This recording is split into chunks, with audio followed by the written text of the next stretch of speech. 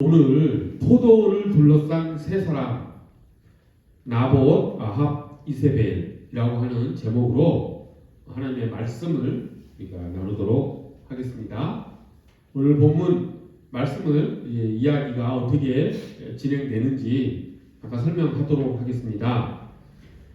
이제 이스라엘 사람이죠. 나봇이라고 하는 사람이 있었는데 이분이 아주 좋은 포도원을 그 당시 북이스라엘의 왕 아합 왕이 있는 왕궁 근처에 좋은 포도원을 소유하고 있었습니다. 근데 아합이 그 포도원을 보고 야, 저 포도원을 내 궁의 정원으로 삼았으면 좋겠다라고 하는 생각으로 아합 왕이 나봇에게 제안을 합니다. 그저 뺏어버리는 것이 아니라 포도원을 나에게 넘겨주면 내가 당신에게 더 좋은 포도원을 주겠소. 그게 싫다면 내가 좋은 값을 쳐서 포도원을 사겠소. 이렇게 제안을 합니다. 그러자 나봇은 그 제안을 받아들인 것이 아니라 그걸 거절을 하지요. 근데 거절하는 이유가 그 포도원은 하나님께서 나봇에게 준, 그러니까 나봇이 속해 있는 지파에게 준 그런 땅이기 때문에 그것은 거래할 수가 없습니다. 아합이 아무리 왕이라고 하더라도 아합 왕은 지파가 다른 사람이기 때문에 이 포도원을 당신에게 팔 수가 없습니다. 즉 하나님께서 주신 기업을, 그 땅을 함부로 제가 팔 수는 없습니다. 출애굽기 25장에 보면 그런 율법이 나오죠. 그래서 하나님의 말씀을 거역할 수 없다라고 하는 이유를 대서 나봇은 아합에게 포도원을 넘겨주지 않습니다. 그러자 아합 왕이 거기 사전에 보면 아주 재밌는 행동을 하지요. 어떻게 행동을 합니까? 삐져가지고 자기 침대로 들어가서 밥도 안 먹고 누워버리죠. 마치 한 5살 먹은 어린아이처럼 행동을 합니다. 거기에서 우리가 아합 왕의 성격을 조금 들여다볼 수 있죠. 아주 무지막지한 그런 폭군은 아니었던 것 같습니다. 좀 심약한 측면도 있는 것 같고 하는 그런 성격을 가진 그런 왕이라고 하는 것을 우리가 알 수가 있죠. 그러자 그 모습을 본 이세벨이라고 하는 왕비가 왕에게 가서 어쩐 일로 그렇게 식음을 전폐하고 음식을 드시지 않고 누워 계십니까? 라고 이야기를 하자 아합 왕이 자초지종을 이야기를 하고 그런 일 때문에 그렇습니다 라고 얘기를 하니까 이세벨이 대단합니다. 이 왕비는 제가 그 포도원을 당신에게, 임금님에게 드리겠습니다. 그것을 제가 수완을 발휘해서 당신에게, 임금님께 드리겠습니다. 이렇게 말하지요. 이제 그 이후에 일이 어떻게 진행이 되냐면 이 이세벨이라고 하는 왕비가 아주 대단한 그런 왕비죠. 그 나봇이 살고 있는 마을에 그 장로들에게 편지를 씁니다. 편지를 써서, 편지지만 거의 명령이죠. 그 나봇을 이제 마을 회의에 불러서 높은 곳에 앉혀놓고 그 다음에 동네 건달 한 2명을 잘 구슬려서 나봇이 하나님의 말씀을 거역하고 하나님을 저주하였다라고 하는 그런 누명을 씌워서 돌로 쳐 죽이라라고 하는 그런 편지를 씁니다. 그래서 그 마을 사람들은 실제로 그렇게 하지요. 그렇게 해서 나봇은 죽습니다. 결국 포도원은 그렇게 해서 아합 왕의 소유가 돼버리는 것으로 이야기가 일단락됩니다. 자, 우리가 이 사건을 놓고 이제 우리가 살펴볼 것은 말씀의 제목처럼 이 포도원을 둘러싸고 지금 3명의 등장 인물이 지금 이야기에 나와 있지요. 첫 번째 사람 나봇, 그리고 아합, 그리고 이세벨.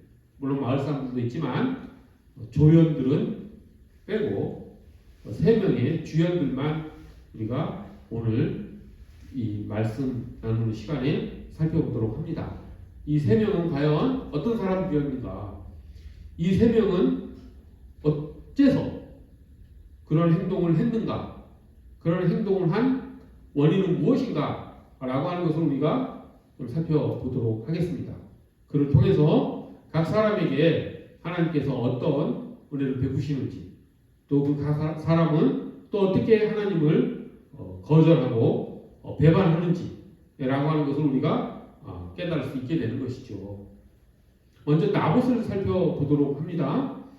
우리가 나봇을 바라봤을 때 너무 좀 융통성이 없는 사람 아닌가, 너무 완고하지 않은가. 지금 왕이 왕궁 근처에 있는 자기 소유의 포도원이라고 할지라도 그냥 뺏어가는 것도 아니고 협박하는 것도 아니고 좋은 거래 조건을 통해서 왕이 좀 그 포도원을 사겠다라고 하는데 굳이 그것을 완강하게 거부를 해서 왕의 노여움을 살 필요가 있었는가?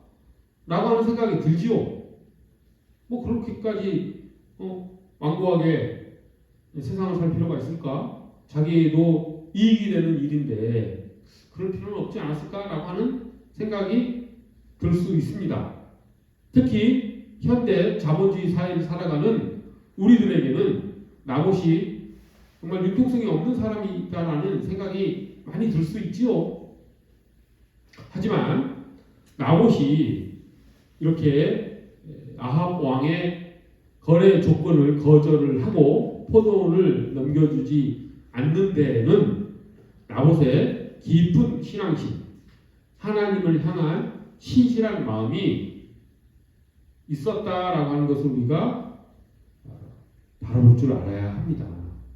당시 이스라엘 사람들에게 이 땅이라고 하는 것은 포도원이 됐든 뭐 밭이 되었든 무엇이 되었든 이 땅이라고 하는 것은 단순히 어떤 경제적 이득을 가져다 주는, 그리고 생활을 할 수 있게끔 하는 그런 어떤 이용 가치만의 땅이 아니라고 하는 것이죠. 이스라엘이 어떻게 해서 이 땅에 정착을 했습니까? 하나님께서 이집트에서 노예 생활하고 있는 이스라엘을 이끌어내어서 그들에게 약속한 땅 가나안으로 하나님께서 40여 년간 광야 생활을 하게 하시고 그들이 젖과 꿀이 흐르는 약속의 땅에 정착시키신 곳이 이곳이지 않습니까? 그러니 이스라엘 사람들에게 자기가 소유한 땅, 이 땅은 단순히 그저 경제적인 어떤 것만 관계에 있는 그런 땅이 아니라고 하는 것이죠. 땅이라고 하는 것은 하나님의 약속, 그리고 하나님의 약속의 성취가 보장된, 그리고 그것을 일깨워주는 그런 하나님의 선물이다 라고 하는 것이 땅의 의미인 것이죠. 그렇기 때문에 나봇은 이 땅을 왕이라고 할지라도 넘겨줄 수가 없었던 것입니다. 그런데 나봇의 이 신앙심이 오늘날의 관점에서 봤을 때 너무 종교적인 것이 아닌가. 하나님께서는 너무 이스라엘 사람들에게 엄격한 어떤 율법을 좀 강요하는 것 아닌가라고 하는 생각이 들 수 있는데 그렇지 않습니다. 아주 실용적인 측면에서도 나봇이 왕에게 이 땅을 넘기지 않은 것, 포도를 넘기지 않은 것은 대단히 지혜로운 그런 행동이었다라고 하는 것입니다. 단순히 하나님께서 주신 선물이기 때문에 그 땅을 내가 넘길 수 없다라고 하는 신앙심에서만 이 거래를 거절한 것이 아니라고 하는 것이죠. 물론 그것이 가장 중요하긴 하지만 하나님은 그렇게 우리가 비합리적인 어떤 행동이라 할지라도 내 말대로 따라라 라고 하는 그런 하나님이 아니시라고 하는 거죠. 당시 이스라엘 사람들에게 하나님께서 땅 거래를, 땅의 매매를 금지하게 하신 이유는 이것이 내가 너희에게 준 것이니까 너희는 이걸 감사로 받고 내가 준 선물이니 이것을 절대 다른 사람에게 넘기지 마. 뭐 이런 의미에서만 땅을 매매하지 못하게 하신 게 아니라고 하는 것이죠. 그것은 그 땅을 거래를 하지 못하게 하고 지파 안에서 반드시 대대로 소유할 수 있게 하나님께서 율법을 정하신 것은 이스라엘이 그 가나안 땅에서 서로 사랑하며 하나님을 경배하며 자기 토지를 가지고 생활인으로서 공동체에 참여하는 그런 권리와 책임의식을 가지고 살아갈 수 있는 어떤 기반을 확고히 마련해 주시기 위해서 그런 토지 매매 금지를 명령하셨다고 한 것입니다. 그것은 대단히 실제적이고 실용적인 목적도 그 토지 매매 금지 율법에 담겨 있었다라고 하는 것이죠. 그것은 왜 그러냐면 인류 역사를 쭉 살펴봤을 때 한 나라가 멸망하게 되는 가장 큰 이유, 그리고 모든 그런 망한 나라들의 원인의 공통점은 빈부격차 때문입니다. 망하는 나라 치고 빈부격차, 불평등이 크게 벌어지지 않는 나라는 없었습니다. 현대 자본주의 사회가 되기 전에 이제 봉건주의 사회, 그리고 그 이전에 노예제 사회에 이르기까지 인간에게 가장 중요한 자산이 무엇입니까? 토지이지 않습니까? 그래서 현대 자본주의 사회 이전의 빈부 격차는 토지를 매개로 해서 일어납니다. 로마가 멸망한 것도 우리나라 여러 나라들이 삼국 여러 나라들이 망하고 고려가 망하고 조선이 망하고 하는 그 원인을 다 캐 들어가 보면 토지를 소수의 사람들이 독점함으로써 그럼으로써 다수의 농민들을 착취함으로써 그 나라가 망하게 되는 것이죠. 하나님께서는 그것을 예방하기 위해서 토지가 지파 안에서만 거래가 되더라도 거래가 되고 다른 지파로 그 토지가 넘어가지 않게 함으로써 서로 사랑하며 공동체 안에서 서로 살아갈 수 있도록 그런 제도를 만드신 것이라고 하신 것입니다. 그렇기 때문에 하나님께서 토지 매매 금지를 명하신 것은 하나님의 말씀을 반드시 지켜야 한다.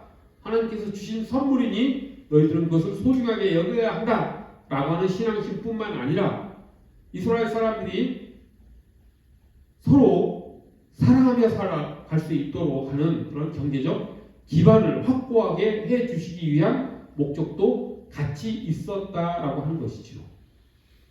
무조건 어떤 공산주의 체제처럼 토지를 공적으로만 소유하게 한 것이 아닙니다. 당시 이스라엘 제도는 그처럼 공산주의처럼 토지를 공개념으로 생각해서 개인 소유를 금지한 것이 아니라 가족 단위로 토지를 소유할 수 있도록 사적 소유권을 인정하지만 그 토지가 그 지파, 이제 가족이 또 지파에 속해 있죠. 지파를 넘어서 거래되지는 못하도록 하신 것이죠. 하나님의 지혜가 이 토지를 가장 경제적으로 높이 이렇게 사용할 수밖에 없는 그런 경제 체제 하에서 그것을 확고하게 이스라엘 사람들에게 붙여주기 위해서 그런 제도를 만드신 것이죠.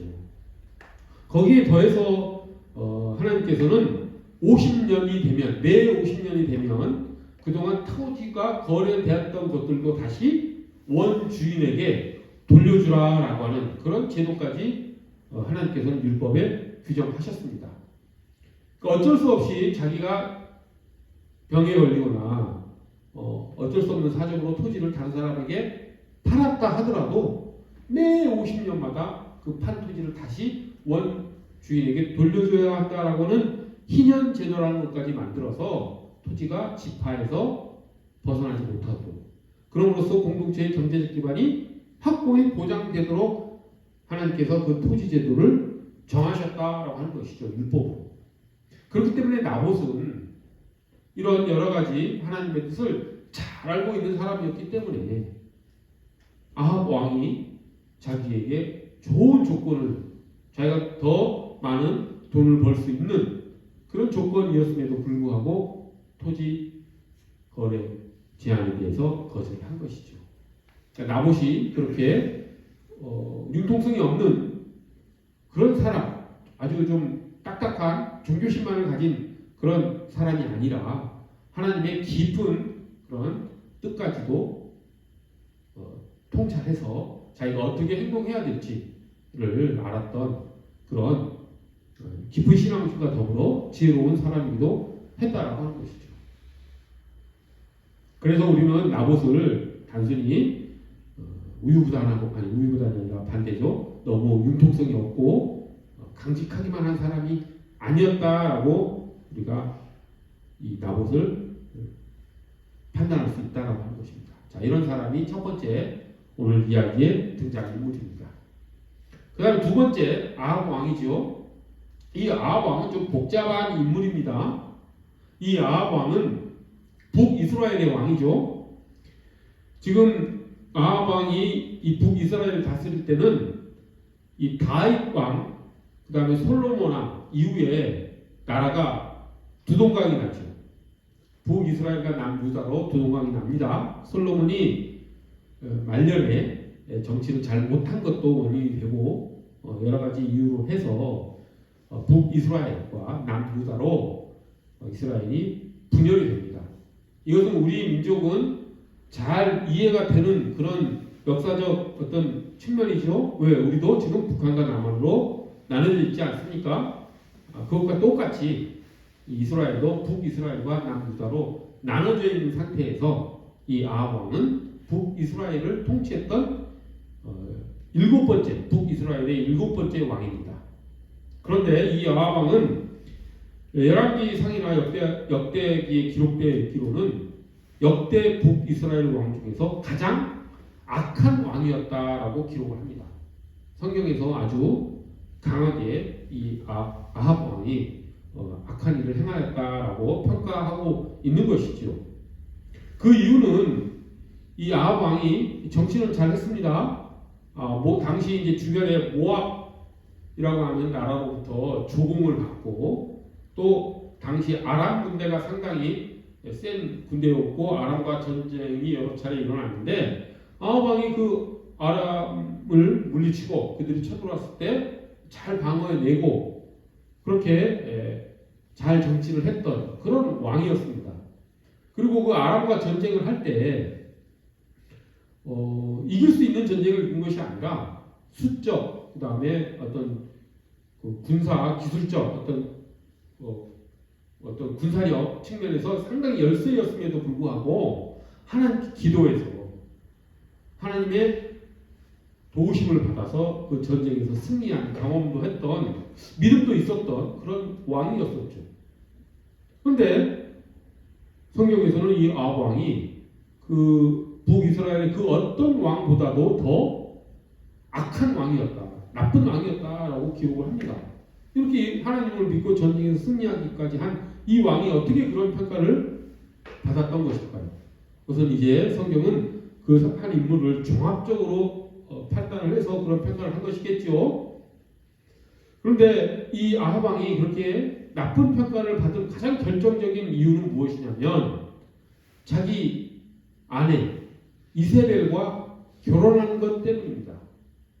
당시 시대는 이제 정복 국가 시대였죠. 그래서 국가와 국가끼리 서로 전쟁을 하면서 땅을 더 많이 차지하고 또 약탈품도 차지하고 하면서 살았던 그런 시대였습니다.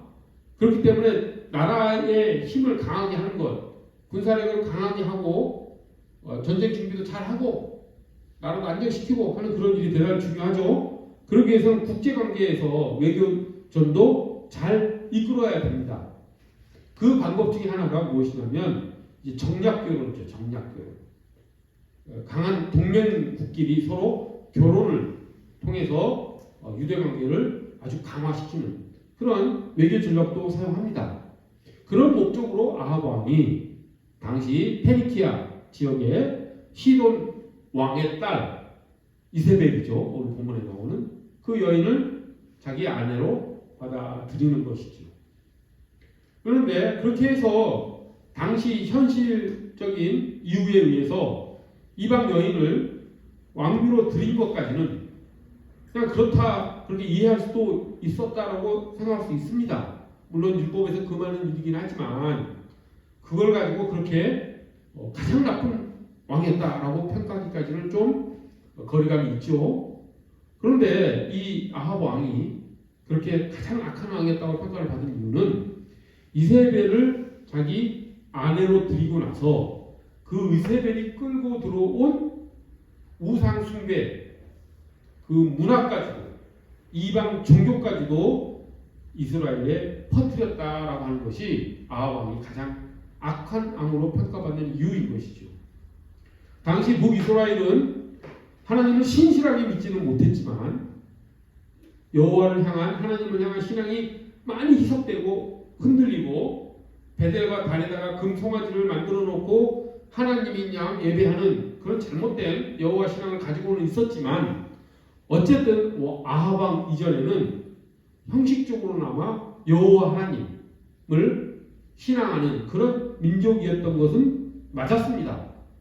그런데 아합 왕 때부터 이세벨이 그 나라의 왕비가 되면서부터 이세벨이 믿었던 바알이라고 하는 신을 이제 이스라엘의 국가 신으로까지 높이게 되는, 그리고 아세라 신까지도 여신까지도 또 신전을 쌓고 제단을 쌓고 제사를 지내고 하는, 이제 공식적으로 바알 신과 아세라 여신을 국가적으로 이제 공인하게 되는 그런 시작을 이 아합 왕 때 했던 것이죠. 그렇기 때문에 성경에서 아합 왕은 가장 악한 왕이었다 이렇게 평가를 하는 것입니다.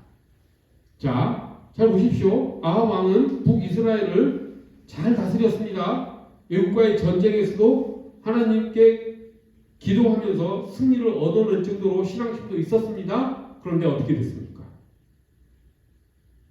자기 아내가 가지고 들어온 그 우상 숭배 문화, 이방 종교를 단호하게 거절하지 못함으로써 북이스라엘 전체 하나님을 향한 신앙을 더 악화시켰을 뿐만 아니라 자신의 신앙심까지도 흔들러 버린 것이죠. 오늘 본문에 나온 이야기처럼 이 아합이라고 하는 사람은 대단히 우유부단한 사람, 자기의 어떤 신념이나 믿음대로 자기 신앙심대로 행동하는 사람이 아니라 자기 아내가 하자는 대로 끌려가는 그런 우유부단한 사람이다 라고 하는 것을 여기에서 느낄 수가 있죠. 그렇기 때문에 이 아합 왕은 좀 복잡하죠. 하나님을 믿는 것인지 아닌지 좀 헷갈리는 그런 사람이라고 하는 것을 알 수가 있죠. 그렇기 때문에 이런 행동을 한 것입니다. 나봇에게 좋은 조건을 통해서 그 포도를 차지하려고 했지만 나봇이 진실한 마음으로 신실한 신앙으로 그것을 거절하자 그것을 이러지도 못하고 저러지도 못해서 밥을 안 먹고 침대에 누워 버리는 그런 아주 우유부단한 행동을 하는 사람으로 본문에 묘사되지 않습니까? 아합이 왜 그렇게 행동했는지 우리가 이제 이해가 되지요. 아합은 그런 가치관을 가지고 그런 세계관을 가지고 그런 삶의 어떤 목적을 가지고 살았던 사람이기 때문에 그렇게 행동한 것이 당연한 것입니다. 이제 아합이 왜 그렇게 행동했는지 우리가 파악을 했습니다. 이제 세 번째, 이세벨이죠. 이세벨은 정말 대단한 사람입니다. 이세벨이 대단한 게 어디서 처음 나타나냐면 엘리야하고 관계 속에서 이세벨이 엄청난 여인이라는 걸 우리가 알 수가 있죠. 이제 이세벨이 아합 왕에게 바알 신과 아세라 여신을 이제 숭배하게 하는 그런 일을 성공시켰죠. 그래서 이스라엘 곳곳에 바알 신전, 아세라의 신전을 세우고 제사 지내고 하는 일들이 곳곳에서 일어납니다. 근데 그때 북이스라엘의 선지자가 누가 있었습니까? 성경에서 가장 유명한 선지자, 능력의 선지자 엘리야가 있지 않았습니까? 그래서 엘리야가 아합에게 경고를 하죠. 당신이 그렇게 악한 일을 했기 때문에 이제 북이스라엘은 비가 오지 않을 것이다. 그래서 3년 반 동안 실제로 비가 오지 않죠. 그 일을 기회로 해서 아합 왕이 엘리야를 잡아다가 사로잡아서 죽이려고까지 하는, 그래서 군대를 막 보내서 엘리야를 찾기도 하고 그런 일들이 벌어지지 않습니까? 근데 그 결과가 어떻게 되는지 성경에서 가장 유명한 사건이 그 일로 인해서 일어나죠. 어떻게 일어납니까? 갈멜산에서 엘리야 한 명과 그 다음에 바알을 떠받드는 제사장 바알의 선지자들 450명, 그 다음에 아세라 여신을 이렇게 섬기는 아세라 선지자들 400명, 총 850명이랑 갈멜산에서 대결을 하죠. 누가 비를 내리게 할 것인가? 라고 하는 갈멜산의 대결이 벌어지지요. 우리 그 결과를 잘 알고 있지 않습니까? 누가 이깁니까? 당연히 엘리야가 이기죠. 그리고 850명의 그 이방 헛된 신을 제사 지냈던 850명이 어떻게 됩니까? 다 참살당하죠. 엘리야가 그런 정도로 능력 있는 선지자였습니다. 하늘에서 불을 내려서 그 장작불에 불을 피워내는 그 능력으로 하나님이 참신이심을, 여호와 하나님이 참신이심을 증명했던 그런 능력의 그런 선지자였다라고 하는 것을 이 갈멜산 대결을 통해서 증명한 그런 선지자였죠. 그런데 그 결과가 나타나고 나서 이세벨이 어지간한 여자 같으면, 여자뿐만 아니라 남자 같으면 아합은 그것을 보고 왕으로 냅다 돌아갑니다. 하지만 이세벨은 어떻게 합니까? 그런 능력을 엘리야가 펼쳤음에도 불구하고 내가 엘리야를 반드시 죽이겠다 라고 하지 않습니까? 그래서 엘리야가 이세벨이 자기를 죽인 것을 피해서 도망갔죠. 그때 엘리야가 아주 낙담해서 로뎀 나무 아래에서 하나님께 저를 차라리 죽이십시오 라고 하는 그런 절망의 선택까지 빠지게 했던 여인이 바로 이세벨입니다. 엄청난 여인이죠. 그러니까 자신의 목적, 자신이 뭔가를 성취하고자 하면 반드시 수단과 방법을 가리지 않고 그것을 성취해내는 정말 대단한 그런 여인입니다. 오늘 사건에서 보십시오. 내가 포도원을 차지해야 되겠다 라고 하는 목적이 생기니까 어떻게 합니까? 수단과 방법을 가리지 않고 그 나봇을 음모를 꾸며서 제거해버리고 사람 목숨 하나 빼앗는 것은 이 여인에게 아무것도 아닌 것이죠. 자기 목적을 달성하기 위해서는 정말 수단과 방법을 말 그대로 가리지 않고 성취해내는 정말 사이코패스, 소시오패스 같은 그런 여인이죠. 무서운 여인입니다. 그렇기 때문에 바알 신이라고 하는 아세라 신이라고 하는 그 존재가 어떤 존재인지도 우리가 눈치를 챌 수 있게 되죠. 그러니까 바알이라고 하는 신은 진짜 신이 아니라 이세벨이라고 하는 여인이 가지고 있는 욕망이 만들어낸 신이구나. 이세벨이 욕망이 투영된 우상이구나 라고 하는 것을 우리가 본문 사건을 통해서 확실하게 알 수 있죠.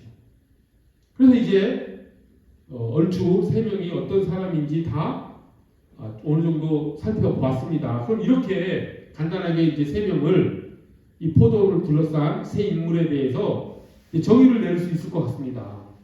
나봇은 어떤 사람입니까?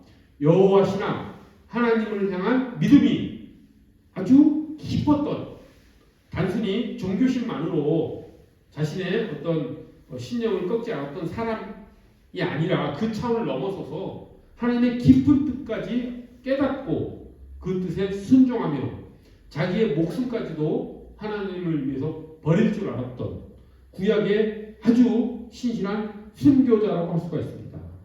우리가 신약의 순교자 하면 누구 생각납니까? 사도행전에 기록된 분이 생각이 나죠?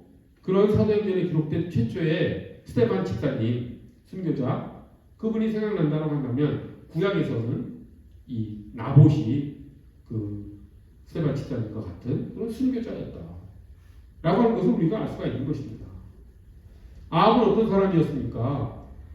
여호와 신앙을 믿는 것도 아니고, 그렇다고 바알 신을 완전히 또 믿는 것도 아니고, 거절할지도 모르고, 이랬다 저랬다 어쩔 줄 모르는 그런 사람이라고 하는 것을 알 수가 있지요. 또 이세벨은 어떤 사람인지 우리가 확실하게 또 알 수가 있지요. 자신의 욕망 달성을 위해서 수단과 방법을 가리지 않는, 그것을 위해서 헛된 신까지도, 가짜 신까지도 만들어내서 그것에 자기 욕망을 투영해서 그 신을 이용해서 또 자기의 욕망을 달성시키는 그런 여인이 이세벨이다라고 하는 것을 우리가 또 파악을 했습니다. 자, 여기서 이제 말씀을 정리해 보도록 합니다.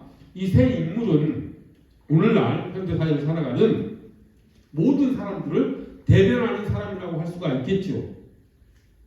오늘날 살아가는 모든 사람들을 이 세 인물에 대입해서 어느 정도 그 사람이 어떤 사람인지를 우리가 분별할 수가 있습니다. 그렇죠? 그럼 나는 이제 다른 사람을 평가하기에 앞서서 나는 이 세 인물 중에서 어디에 속하는가 라고 하는 것을 우리가 바라보기로 합니다. 과연 우리가 나는 이세벨과 같은 사람은 아니야 라고 자신있게 말할 수 있을까요? 그러지 못하는 측면이 우리의 삶 속에서 번뜩번뜩 일어나지요. 우리 욕망을 위해서 우리가 하나님을 멀리하고 내 마음대로 살아가는, 내 뜻을 하나님 뜻보다 더 앞세우는 그런 삶을 살 때가 없다라고 우리가 어떻게 장담할 수 있겠습니까? 그때마다 우리가 내가 지금 잘못된 길로 가고 있구나, 내가 이세벨이 갔던 길을 가고 있구나 라고 하는 것을 우리가 깨닫고 회개하는 삶을 살아가기를 원합니다. 또한 우리가 아합 왕과 같은 삶을 살지는 않는지 돌아봐야 되겠지요. 어찌 보면 이 아합 왕과 같이 살아가는 사람들의 숫자가 가장 많을지도 모릅니다. 하나님을 믿는다고 하면서 교회에 나와서 예배를 드린다고 하면서 온전히 하나님을 향한 믿음을 갖지 못하고 그것을 삶으로 살아내지 못하고 세상 문화에 젖어서 단칼에 자신의 믿음을 지키기 위해서 세상 문화를 거절하지 못하는 나의 모습이 나타날 때는 없는지 이런 것도 살펴봐야 된다고 하는 것이죠. 나는 나봇과 같이 신실한 믿음을 가지고 있는지, 하나님께서 우리에게 하지 말라고 하는 것을 단순히 율법적 조항으로만 바라보면서 그것을 지키려고 하는 것이 아니라 하나님께서 우리에게 명령하신 그 율법 안에는 하나님의 깊은 사랑과 하나님의 깊은 뜻이 담겨져 있고, 우리가 그 하나님의 율법을, 하나님의 말씀을 따라 살았을 때 진정으로 자유한 삶을 살 수 있고 진정으로 사랑의 삶을 살아갈 수 있다라고 하는 것을 깨닫는 하나님의 말씀에 대한 순종으로 우리가 살아가고 있는가. 나봇처럼, 나봇은 하나님의 뜻을 깊이 이해한 사람이었죠. 그런 삶을 우리가 살고 있는가 라고 하는 것도 우리가 돌아봐야 된다고 하는 것입니다. 우리 날마다 이렇게 나봇, 또 아합, 이세벨, 이 사람들의 삶을 오늘 설교 시간을 통해 살펴봤는데, 그 세 명의 삶이 우리의 삶 가운데 어떻게 나타날지를 우리가 잘 성찰하면서 살아가는 우리 모두가 되기를 간절히 바랍니다. 이세벨의 삶은 단호히 거절하고 아합과 같은 삶을 우리가 잘 성찰해서 우리가 우유부단하지 않고 신실한 믿음을 가지고 살아가고 나봇과 같은 그런 순교자의 삶으로 나아가는 우리 모두가 되기를 간절히 원합니다. 기도하겠습니다. 거룩하고 자비로우신 하나님 아버지, 하나님께서 우리에게 말씀하시고 명령하신 그 율법이 우리에게 가장 소중한 것이고, 그것이 우리를 진정으로 자유케 하는 것이며 우리가 정말 사랑의 삶으로 나아갈 수 있게 하시는 하나님의 생명의 말씀임을 저희가 깨닫고 그 말씀에 순종하며 살아갈 수 있도록 나봇처럼 살아갈 수 있도록 저희를 이끌어 주시옵소서. 감사드리오며 귀하신 예수 그리스도 이름 받들어 기도드립니다.